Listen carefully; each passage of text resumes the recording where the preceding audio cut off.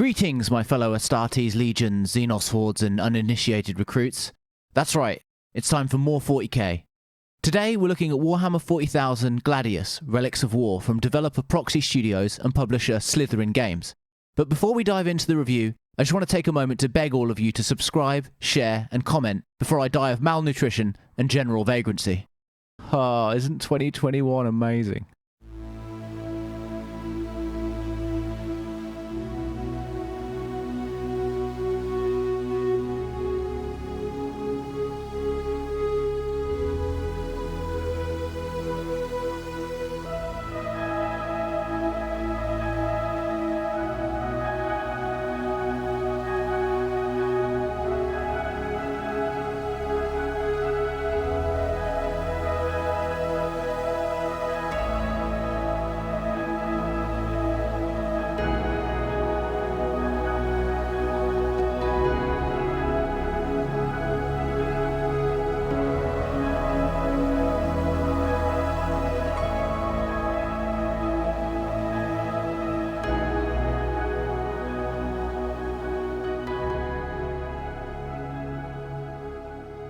So, what is Warhammer 40,000 Gladius Relics of War? Well, it's a 4X game, sort of. Now I know what you're thinking, how's that going to work? I mean, we all know from staples of the genre that diplomacy plays a huge role in games like this, but we also know that there's no room for negotiation in 40k, right? I mean, the quote goes, "Forget the promise of progress and understanding, for in the grim dark future there is only war." It doesn't go, "Forget the promise of progress and understanding, for in the grim dark future there is only having a chat about shit with each other." Also, 4X games are often known for their massive scale, especially in the science fiction genre. Now you'd think that an element like this would make Gladius a perfect fit, but strangely, the whole game takes place on a single planet. Such a choice once again would initially seem like a baffling one, that would be sure to impede the game's potential. I mean, when you think 40k, you don't think small scale, and when you think 4X, you don't think no diplomacy at all. Yet, despite all of this, and some other issues that we'll get into, Gladius somehow manages to just about stick the landing and provide many hours of fun and diverse 40k action and strategy with a ton of replay value to boot. Unfortunately, despite all of these positive qualities though, I still can't give it my full recommendation for several reasons.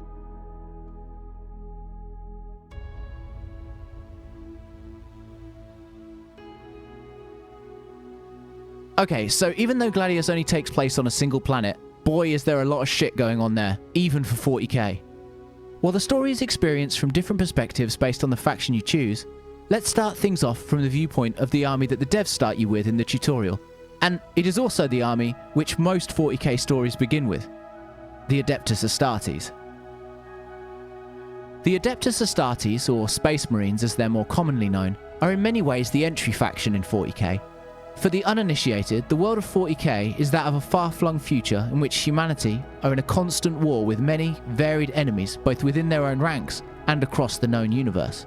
Such a war has led to the ruination and slow but inevitable dissension of humankind as it edges closer to its own demise. The chief threat, at least on the surface, is that of the Xenos, a term referring to a cumulative enemy comprised of various alien armies that constantly loom in threat to the Imperium of mankind. All the Adeptus Astartes do is in service of the Emperor, a decaying being and living deity to those who serve him, kept alive immobile in his throne back on Earth, despite his age and many mortal wounds, through the sacrifice of thousands of psychically charged humans every single day. It is said that he has lived for over 10,000 years, and was the first and most powerful of the psychic humans known as the Psychers to come into being. Within the Imperium of man's armies, the Adeptus Astartes stand as humanity's greatest weapon in the everlasting war, and in many ways the tip of the Emperor's spear, striking at the heart of all those who oppose his teachings, and winning against the odds over and over, as only a few of them are often pitted against thousands or even millions in bloody and eternal conflict. As mentioned previously, for many, Space Marines are the entry point in the 40k universe. The reasons for this are varied, but in many ways, of all the factions on offer, they are what most resembles the side of humankind as it is today. While thousands of years of conflict, loss, violence and corruption have warped them into a dark and twisted version of what once was, they are still the human element in this universe, and so some identification can be felt, no matter how minor. Moreover, their constant and unwavering servitude to a somewhat unreliable or perhaps even questionable living deity also makes them an interesting analogue for blind worship and the pitfalls of unwavering faith, be it towards a religion, person, or cause. But more than all of this, the other major element that really makes the Adeptus Astartes appealing is that they're fucking badass. Split into various chapters, it's fair to say that Space Marines are tough motherfuckers. Standing between 7 to 11 feet tall, depending on rank, and clad in bulky, durable armor, a single one is capable of dispatching several thousand enemies at least before they fall in battle, if they fall at all. And so, quality over quantity is the name of the game for the Imperium. That's not to say that they're never deployed in large numbers. 40k is nothing if not a celebration of scale and excess, but unit numbers are nevertheless often lower than those of their enemies. Such elements of the lore are reflected in the way that the Adeptus Astartes and indeed all other factions play in Gladius, but more on that in a bit. Their story begins after they're deployed alongside their allies and second playable faction in Gladius, the vast and less augmented troops of the Astra Militarum, to the seemingly uninhabited world of Gladius Prime, a planet said to contain some ancient and useful technologies and also one ripe for colonization. Upon arrival, the Adeptus Astartes set up shop and even construct a large fortress and base there. However, while the threat initially seems minor, such a respite is always short-lived in the world of 40k, and right on cue, an unexpected Ork invasion brings with it a warp storm, simultaneously giving rise to a known enemy and trapping all on the planet, cutting the Space Marines off from their Emperor's psychic influence. Once again for the uninitiated, the warp is a psychic dimension that sits in parallel to real space. It is the primary means of FTL travel for the Imperium of Man, but is extremely dangerous to navigate, often causing the death of thousands whenever it's used. Moreover, it also brings with it other dangers, such as the forces and influences of chaos, fierce unworldly horrors, and the dilation of time and space. All of these elements are augmented and made even more hostile in the warp storm that engulfs Gladius Prime after the Orks arrive, and so none will be leaving the planet anytime soon. Gladius' third playable faction, the aforementioned Orks, are the oldest and possibly most numbered enemy of the Imperium of Man. Existing as the quintessential Xenos threat for many centuries, they number quadrillions and always attack in great numbers. Lacking the tech, intelligence and nuance of the Space Marines, and indeed many other factions, Orks instead utilize ferocity, overwhelming numbers, and sheer brutal aggression to win their battles, a tactic which, while easy to remember, often yields wildly different results. Still, existing as mankind's oldest enemy and also bringing with them a witless and moronic charm, the Orks are once again a clear choice for the initial antagonist here and do a good job of playing their role. Moreover, such elements of their battle strategy is reflected in the way they play, with larger unit sizes being favoured over smaller, powerful units. But unfortunately for the Space Marines, as if encroaching murderous Ork hordes weren't quite enough, it turns out that the planet is also secretly infested with the game's fourth playable faction, the Necrons. With one of the more tragic pasts in 40k lore, Necrons were once a faction of great warriors seeking immortality, but such dreams were many millennia ago, and through the trickery of those they thought to be allies, they were instead rendered a new form, that of deathless androids. Seizing the opportunity to emerge after the warp storm occurs, the colonization of Gladius Prime and the destruction of all those who tread its fertile surfaces is only the first step in the Necrons' planned campaign of total domination, not just for this world, but for all worlds. These are the four factions that comprise all those initially available in Warhammer 40,000 Gladius Relics of War. However, while this does provide an interesting and diverse story setup and set of factions to try out, there are several others that can be purchased through DLC. On top of this, there are also some other, less appealing purchase options in the plethora of add-on content, but more on those in a bit. While I'll talk more about the validity and value of this DLC later on, for now, let's just look at the other factions on offer and how they fit into the story being told. The first edition is a faction of extragalactic origin, the fearsome and terrifying Tyranids. Of all the factions in 40k, Tyranids are possibly the most terrifying conceptually. Engineered as a hive mind species with one single goal, to devour all life in the known universe, they stand as the most mysterious enemy to the Imperium of Man, and also one of its most fierce. But to explain how they fit into this tale, we must first talk a little about another faction that unfortunately are not playable here, but are mentioned in the Tyranid story setup. They're a faction that serve the Imperium but stand alone, separate from it. They are, of course, the Adeptus Mechanicus. The Adeptus Mechanicus' place in the world of 40k is one of power and knowledge, as they are the ones responsible for the creation, maintenance, progression, and worship of all technologies used by the Imperium of Man. But while they may provide immeasurable assistance to the Imperium, they are themselves separate from it, existing as an augmented Martian race who value the knowledge and assimilation of new research and technologies amongst all else. Such motivations and faiths often place them in an advantageous position or even an opposing position to the Imperium, making them both an ally to be celebrated and a threat to be watched for the Emperor's forces. But how do the Adeptus Mechanicus fit into this story, and what the hell have they got to do with the Tyranids, I hear you ask? Well, it turns out that after a recent victory against the Tyranids, the Adeptus Mechanicus believed that a way could be found to defeat this mysterious enemy through the use of research and technology. Utilizing this newly colonized and isolated planet, which was now under the watch of the Adeptus Astartes, the Adeptus Mechanicus founded a secret testing facility on Gladius Prime to try and unlock the secrets of the Tyranid weakness. But despite the Space Marines' presence as unwitting protection and insurance, the Tyranids could not be contained, and having broken free are now vying for control of the planet. Bloody Adeptus Mechanicus. The second faction on offer through DLC is one that are never far from the thoughts of the Adeptus Astartes. It is the one that embodies the corruption and heresy that will forever mar the ranks of all Space Marine chapters. Of course, I speak of the heretic Astartes themselves, the Chaos Space Marines. While like all factions in 40k, the tale of the Chaos Marines is long, large and detailed, the basic concept for their existence is simple. After losing faith in the Emperor and what they believed to be his false prophecies, a group of Adeptus Astartes turned on their leader and allies, instead aligning themselves with the gods of Chaos. Now, if this sounds interesting to you, their origin is fully explored, along with many other themes and narrative elements, in the excellent, but very long and ongoing, Horus Heresy series of novels, which take place some 10,000 years before 40k. Seriously, if you like quality space opera and aren't afraid of a large-scale, long-running book series, check these out. Continuing their own crusade to destroy the Emperor and his forces, their reasons for being on Gladius Prime here don't seem to go beyond this, and it's not detailed exactly when they arrived or how the warp storm is or isn't affecting them, a trend that unfortunately continues with the other DLC factions. Still, when it comes to Chaos Marines, I'll allow it because they're fucking awesome. The next faction available as DLC is one that doesn't often get representation in 40k games in my experience, the Tau Empire.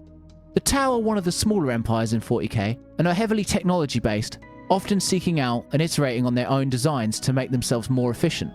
While not considered directly as part of the Xenos Menace, they are also not considered an ally to the Imperium of Man, and often find themselves in conflict with Space Marines and the Astra Militarum as a result. While some loose motivation is given for the Tau looking to also colonize Gladius Prime, before also getting trapped there to fight the other factions by the Warp Storm, it is at this point that you start to realize that the attempt to develop compelling story reasons for additional factions has now waned to the point of non-existence. Essentially, it's gone from setups that make sense to, oh, and also these guys are trapped here too. Which is a shame, but maybe somewhat unavoidable, as more gets bolted on to the original premise.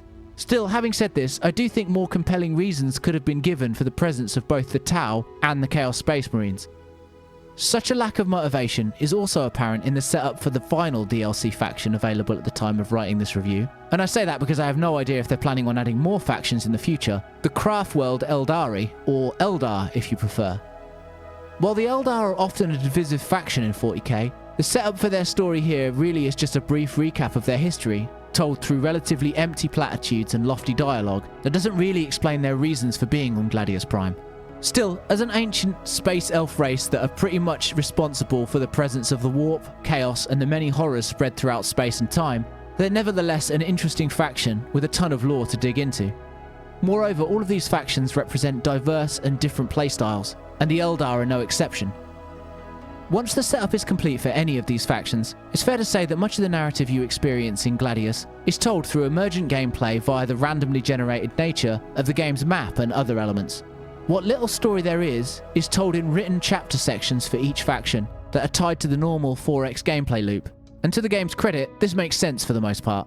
While I personally would have liked to seen a bigger focus on story and lore, limiting proceedings to a single planet in a universe so vast and scale-obsessed was always going to have its drawbacks.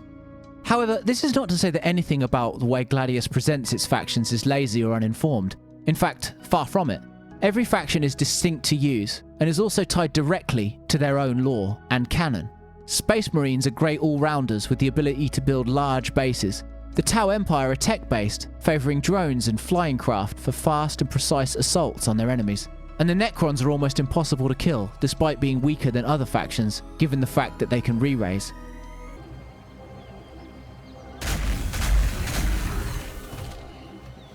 Stay down, stay down, stay down.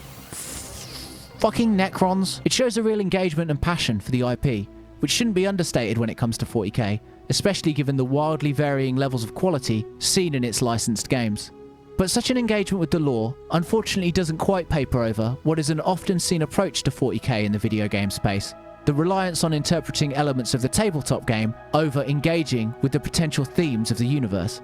I know, it makes sense, and for many that's enough, but for me, I feel like I'm constantly waiting for a 40k game that really dives deep into the melodrama, narrative concepts, and themes of the universe, in order to deliver a thematically relevant, societally reflective space opera science fiction story that utilises the amazing ideas on offer.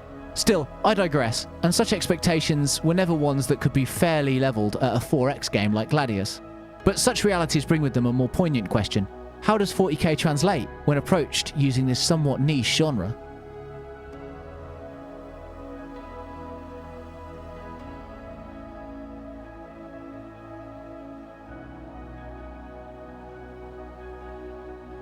Regardless of which faction you pick, Gladius plays out in turns, with certain ubiquitous elements such as movement or attacking foes being performable each round.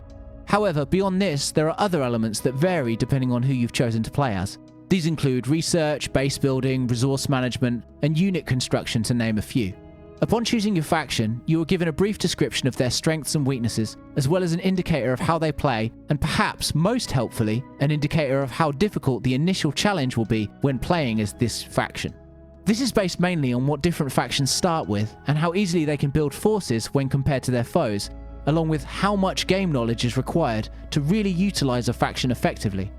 On top of this, the player is also given a choice of enemy factions that will be randomly placed on a procedurally generated map at the start of the campaign. If you don't like picking particular enemies, these can be set to random, and there is also a plethora of difficulty options, which range from basic easy to hard settings to extremely granular choices regarding almost all elements of the game and its systems. It can't be overstated just how good these options are in a game like this. As someone who likes 4X games, but is still very new to them, the ability to ease myself into proceedings was more than welcome, and is often overlooked or downright ignored by other examples of the genre who seemingly favour a trial by fire approach. Essentially, this isn't fucking Stellaris, which, to this day, I still have no fucking idea how to play. So with all that said, what 4X game is Gladius most similar to? Well, I've seen some out there compare Gladius to Civilization, and while I don't think this is completely inaccurate given both games' use of tile-based movement, turn-based gameplay, complex interlocking progression systems, and emergent generated gameplay, there are some pretty large differences which we should talk about. First of all, as indicated in my intro to this video, and unlike Civilization or indeed most 4X games, Gladius has no diplomacy or trading of any kind. You can't talk to, ally with, trade with, or even engage with any other faction in any way besides murdering them, or planning to murder them, I guess. Now, while this might sound dull or limiting, it's amazing how well the game plays and how addictive it can be without these elements. Perhaps Gladius represents a cathartic, stripped-down version of the genre, or perhaps its other systems are complex enough to make up for it. But whatever the reason, it really doesn't feel as big a loss as you would think, at least at first. Moreover, while it might sound like a weird choice, the inherent challenge required in taking down the enemy factions, even on lower difficulties, coupled with how well these creative choices chime with the rules of the 40k universe, almost make it feel like a natural choice. After all, as already mentioned, in this grimdark future, there is only war. In fact, it's this adherence to the world of 40k that really serves Gladius best, in my opinion. While the rules might be changed and the setting unfamiliar, you really feel like you're playing the faction you selected.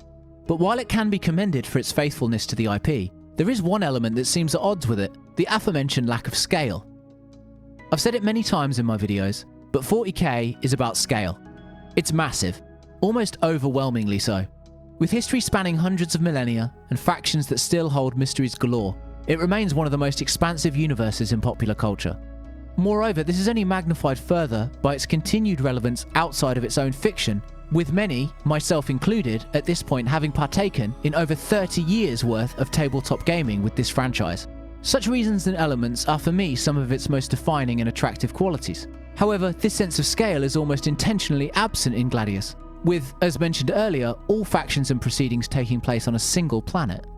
Now, it must be said that while this, coupled with the lack of anything besides combat, does eventually make things a little samey, Gladius should once again be commended for making this work as well as it does. The reasons for this is once again due to the developer's approach of familiar elements from the tabletop version of 40k, in my opinion. Really, every campaign you play kind of feels like the tabletop game in a lot of ways. You know your army and the opposition exist in a much larger universe, if you decide to engage with the canon, but for now, you're focused on this conflict. It's hard to explain, but if you've ever played the tabletop game, or any war games like it, maybe you'll understand what I'm getting at.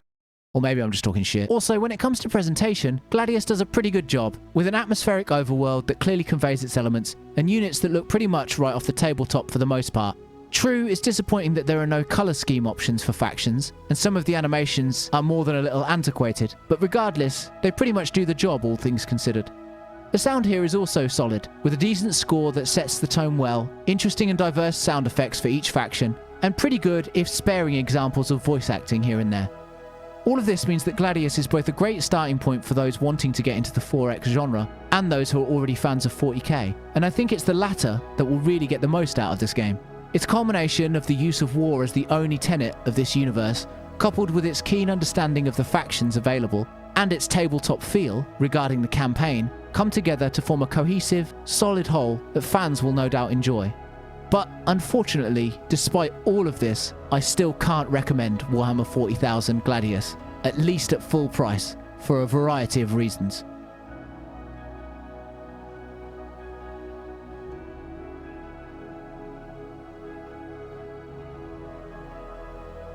Even the aforementioned elements can't stop proceedings from eventually getting a little dull, so it becomes a game that you play in long spells with sizable gaps in between.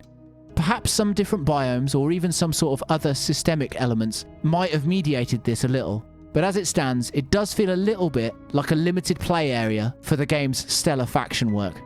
However, it is with many of those factions that we arrive at the game's biggest flaw by far, and it is one that is bad enough to no doubt put off many prospective players. Its frankly egregious use of microtransactions and high DLC costs.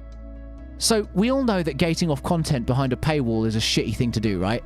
Well, while not the absolute worst offender, Gladius is unfortunately guilty of this in several ways. Now, I'm not against DLC, as long as it's a valid or interesting addition that feels like it justifies the price. But unfortunately, this is just not the case with Gladius. First of all, let's not be unfair, there is a decent amount of content here with the base game, which, as mentioned earlier, comprises 4 relatively diverse factions, all of which feel different enough to play as from one another to form an okay base package, I guess. However, right from the off, there are 2 DLC packs, named the Assault Pack and the Fortification Pack, which expand the roster of the base factions and are listed as must-have DLCs on the Steam page. Now, while these are only around $5 each, there is absolutely no reason that these should be paid DLC. They're existing units for base factions that come in the base game. They should be included. I mean, if they are must-have, then why the fuck are they selling them separately? Now, regarding the other factions, I understand adding them as DLC, I really do, but the pricing here is absolutely fucking ludicrous. Each new faction costs $15 each. That means, along with the base game and the aforementioned DLC packs, you'll be paying $110 if you want access to all this game has to offer at this point. And let me tell you, ladies and gentlemen, for all its qualities, it's nowhere near worth that shit. Moreover, there is no complete edition SKU or season pass, that I could see at least, meaning that if you choose to buy everything at once, there is no extra discount. Such behaviour is almost enough to not recommend buying the game even when it's on sale, to be honest, which is a shame, because for all its price-related and gameplay-based flaws, there is a good game here that serves as both a great intro to the 4X genre and a fun time for anyone who enjoys 40k. But with such a terrible and greedy pricing structure, I can't fully recommend buying this unless it's on sale, and even then, it may depend on how you feel about this kind of pricing. With the base game missing elements that are sold to you for an extra $10 for seemingly no reason, and a pretty lofty price of $40 before adding these 2 additions, it's a little bit more than a tough sell already. Its DLC adds interesting and well-executed new factions, but even they are more overpriced than the base package, making for a pricing model more akin to those seen in a free-to-play game. I get that many won't agree and may think this is worth the money, and if that's you, cool, more power to you. But for me at least, it just feels a bit like cynical and greedy pricing. Either way, if you do decide to pick it up and are a fan of 40k or interested in a lighter 4X experience, you will probably have a good time. Just maybe wait for a sale first.